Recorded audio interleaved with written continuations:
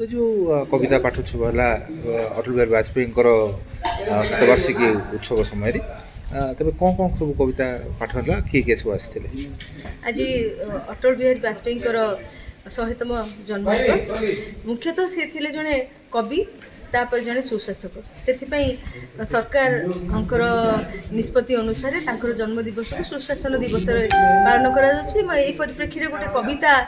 समारोहटी ये उत्सर्ग कराई आम कोरापुटर स्थानीय कवि माने समस्ते जोग देते एवं मुख्य अतिथि रूपे विशिष्ट गाल्पिक एवं समालोचक नारायण पंडा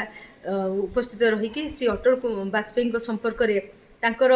मंतव्य प्रदान करथिले एवं तांकर कवित्व संपर्क में निजर जहाँ चिंता चेतना तार व्यक्त करथिले एवं यही कविता भितर गोटे प्रबंध मध्य किशोर बेहेरा पाठ करते अटल बिहारी वाजपेयी जीवनी को लेकिन रचित होता एवं जो माने